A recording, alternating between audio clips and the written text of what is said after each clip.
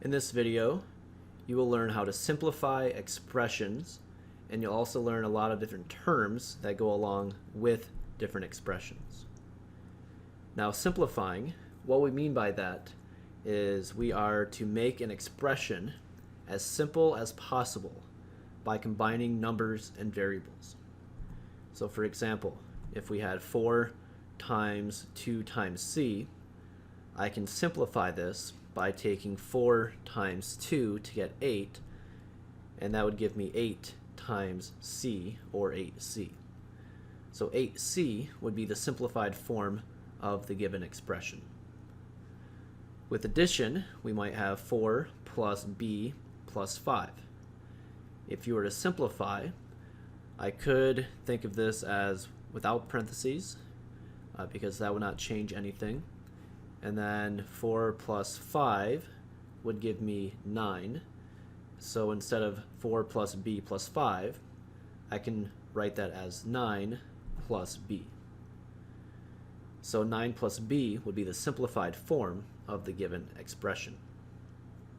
So the objective in this lesson is to learn how to simplify, as well as in the next slide, we're going to see a bunch of definitions and terms. So first term is the word constant. A constant is a number. So for example, 2 or 1/2 or 0 or -5. Any number would be a constant. Next we have variable.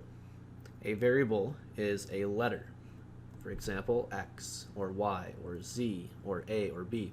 Any letter that is standing for some unknown number would be a variable. Next we have coefficient. Coefficient is the number in front of the variables. So the prefix co in the word coefficient, co means with. So it's the number with or in front of the variables.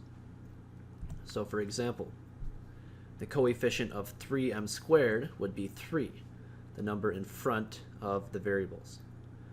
The coefficient of x times 1 would be an assumed 1. If there's nothing in the front, it's an assumed 1. All right, because 1 times anything gives me that same thing. Right? 1 times x is the same thing as x. So the assumed number in front would be a 1 for this second example. And for the third one, the coefficient of negative xy squared would be a -1, because as we stated, there's an assumed 1 in the front of the expression if there's nothing written. Next we have the term monomial. So the prefix mono means 1. So this is a constant variable or a product of a constant and one or more variables. And so it's going to be like one set of numbers and variables. So like 2x is just one thing. It's not separated with a plus or a minus. We see the number 1 would be a monomial. 3xyz squared is a monomial. Y cubed is a monomial. Okay, make sure though that is being multiplied, so it must be a product of different numbers and or variables. So for example, 3 divided by x would not be a monomial. 2x to the -4th power, the negative exponent means 1 over, so this would actually be 2 over x to the 4th power, or 2 divided by x to the 4th power. So it's not being multiplied, it's being divided. And then thirdly, we have the square root of 2 plus x. That would also not be a monomial. All right, so any sort of square root like that. So binomial is the sum of 2 monomials. So for example, 2x minus y. All right, we have 2 terms. We have 2 parts. So 2x is 1, y is 2. For 3x squared y plus 1, we have 2 terms here as well. This is your first term and second term. So it's 2 monomials. Here, a plus b, we have 2 monomials as well. So as we said, mono means 1.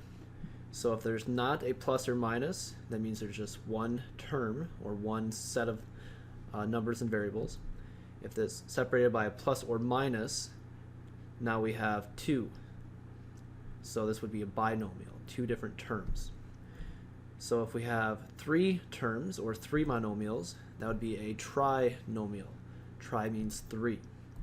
So here we see 1, 2, 3 terms.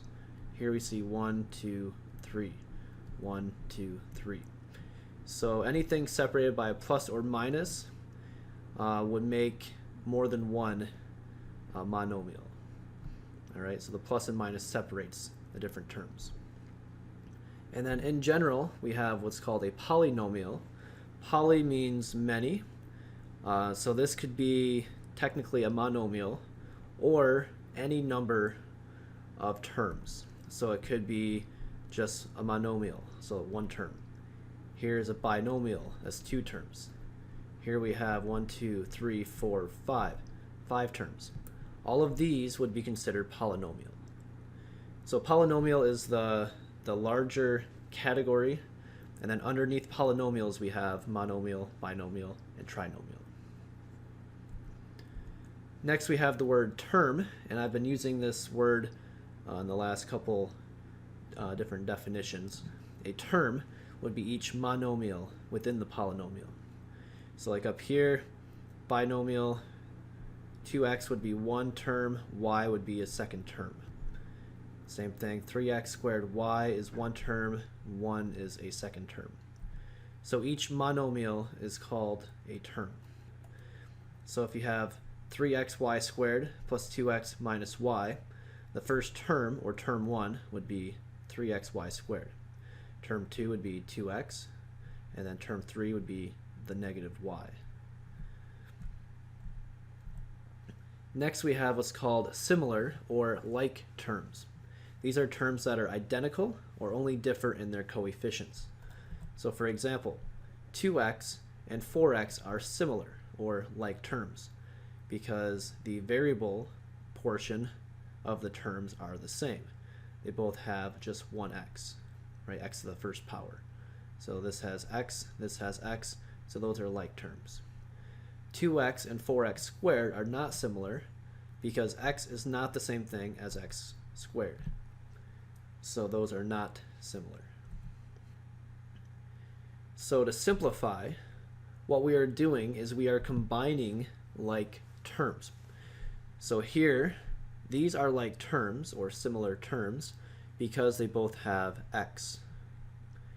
So we have two x's, and then we're adding 3 more x's. So to add them together, we take 2 plus 3, which is 5. So now we have 5 x's. Here, our like terms would still be the 2x and the 3x because they both have x's. So as we said, 2x plus 3x would be 5x.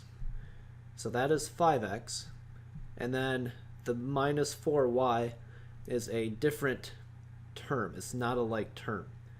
So that cannot combine, so we just leave it as minus 4y. So my final answer would be 5x minus 4y. For example 3, we have negative 3x plus 2y minus 4x minus y. So we look for like terms. So negative 3x is a like term with negative 4x because they both have x's. A plus 2y would be a like term with negative 1y. So those ones can combine because those are like terms. They both have y. So to combine, we'll start with the x's first. We have negative 3x minus 4x. So negative 3x minus 4x. So what I do is I take negative 3 minus 4, which gives me negative 7. So what I have is negative 7 x's.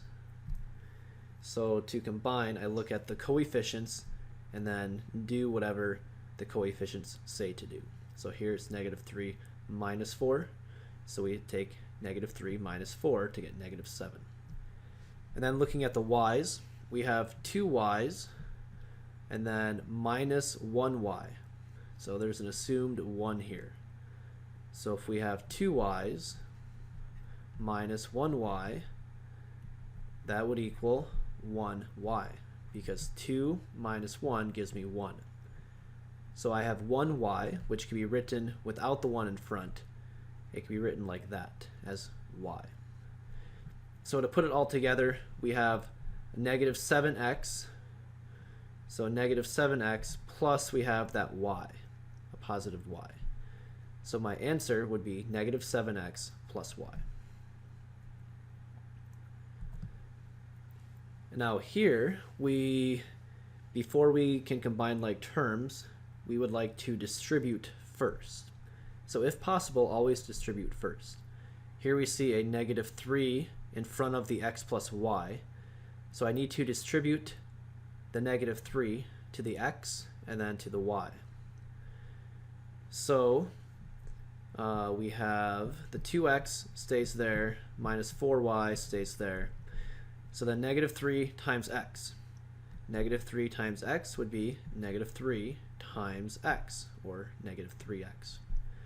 And then negative 3 times the y would be negative 3 times y, or negative 3y. So I now have this expression, and to combine at this point, I look for like terms. So here we see 2x and negative 3x. Those are like terms because they both have x. And then negative 4y can combine with negative 3y because those are like terms. So looking at the x's, 2x minus 3x. We have 2 minus 3 would give me negative 1. So that would be negative 1x. And then looking at the y's, we have negative 4y minus 3y. So negative 4 minus 3 would give me negative 7. So I have negative 7y. My final answer, I don't need to write the 1 in front of the x because if you don't write anything, it is an assumed 1. So I can write this instead as negative x minus 7y.